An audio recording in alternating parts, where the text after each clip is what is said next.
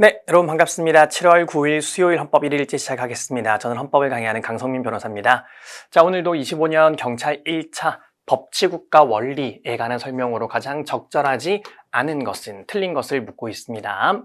자, 일단 1번입니다. 자주 나오는 표현이죠. 우리가 국민들은 기본적으로 현재 법 질서에 대한 신뢰를 가지고 있지만 우리의 모든 기대나 모든 신뢰가 보호되는 것은 아닙니다. 특히 세법, 세금 같은 경우는 국가의 곳간에 돈이 많으면 세금이 줄어들 수 있는 거고요.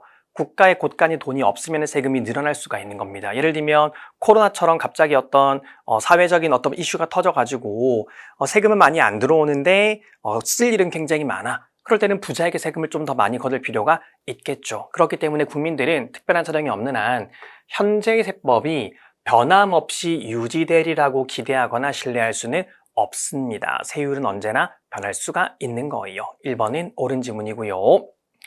자, 2번입니다. 우리 TV 수신료는 KBS가 공영방송을 위해서 수신료를 걷어가는데 그 금액을 결정하는 건 중요한 문제이기 때문에 국회가 스스로 정해야 됩니다. 그런데 수신료의 금액을 지금 2,500원으로 정하고 있죠. 2,500원으로 정했다면 세부적인 징수 방법, 어떤 식으로 징수할 것인지, 어떤 절차로 징수할 것인지 이런 것들은 별로 중요한 내용이 아닙니다. 그렇기 때문에 행정입법에 위임을 할 수가 있어요. 그래서 우리가 징수 방법으로 예전에는 전기료 납부 고지서에 같이 통합 징수를 했었는데 윤석열 정부에서 이 TV 수신료와 전기료 납부 그 고지서를 분리 징수하도록 대통령령을 개정을 한 거죠.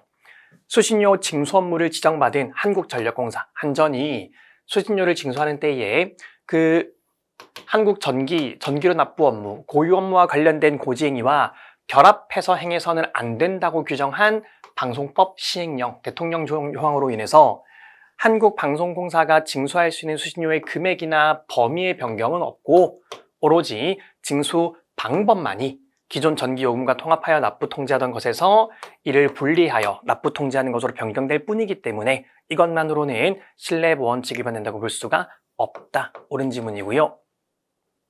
자, 3번입니다. 자, 그래서 아까 말씀드렸지만 기본적으로 우리가 법률 유보 원칙이라는 건 국민들의 기본권에 영향을 미치는 것들은 법률의 근거가 있어야 한다라는 건데, 그래서 국민들의 기본권에 영향을 미친 것들은 원칙적으로 법률의 위임, 다시 말하면 법률의 근거가 있으면 됩니다. 하지만 그 중에서 국민들에게 너무너무 중요한 것들은 반드시 위임을 하지 말고 법률로 정해야 합니다. 이게 법률 유보안에 포함되어 있는 의회 유보 원칙이죠. 자, 그래서 입법자가 형식적 법률로 스스로 규율하여야 하는 사항이 어떤 것인가는 일률적으로 말할 수는 없고 구제력 사례에서 관련된 이익 내지 가치의 중요성, 규제 내지 침해 정도 환급 등을 고려해서 개별적으로 결정할 수 있을 뿐이나 적어도 헌법상 보장된 국민의 자유나 권리를 제한할 때 그 제한의 본질적인 사항, 국민의 자유나 권리를 제한하는데 그게 본질적인 내용이래요. 그럼 어떻게 해야 되는 겁니까? 입법자가 스스로 법률로 정해야 되는 의회 유보 사항이 되는 겁니다. 3번 옳은 내용이고요. 4번입니다. 자, 원래는 이제 임차인과 임대인이 계약을 체결했을 때 계약 기간이 만료하면 당연히 이때는 임차인이 나갔어야 됩니다. 자, 근데 우리가 법이 바뀌어가지고 이제 임차인들을 좀 보호해주기 위해서, 여러분 집 주인을 임대인이라고 하고 집에 새들어 사는 사람을 임차인이라고 합니다. 우리가 임차인을 좀 보호해주기 위해서 2년간 계약을 체결했으면은 임차인은 최소 2년은 계약을 갱신할 수 있도록 갱신 요구권을 인정을 하게 된 거예요. 그리고 이 갱신 요구권 인정은 기존의 임대차 계약을 체결했다가 아직 계약이 끝나지 않은 임대차 계약에도 적용을 하겠다고 합니다. 그럼 이건 임차인한테는 도움이 되는 거지만 누구는 기분이 나빠요. 임대인에게는 기분이 나쁜 거죠.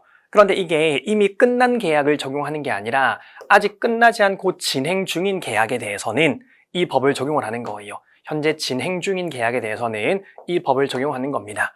그럼 이거는 배우셨겠지만 진정소구입법이 아니라 부진정소구입법이고요. 그럴 때는 최소한 임대인 입장에서는 신뢰보호 원칙 정도는 검토를 해 봐야 하는 거겠죠. 그래서 실내보원칙 위반되는 여부는 문제는 되기는 하는 겁니다. 물론 실내보원칙 위반은 아니겠지만 적어도 부진정속의법이기 때문에 그 임대인의 기대이익이 지나치게 침해되었는지는 심사는 할 필요가 있는 거죠. 임대인도 같은 국민이잖아. 임대인도 사람이니까 당연히 임대인 입장도 한번 검토를 해 보아야 하는 겁니다. 자, 그래서 오늘 문제는 4번 지문이 조금 까다롭기는 했습니다. 하지만 1번, 2번, 3번이 또 워낙 분명한 쟁점들이었기 때문에 정답은 4번이었습니다. 오늘도 고생하셨고요. 저희는 내일 뵙도록 하겠습니다. 수고하셨습니다.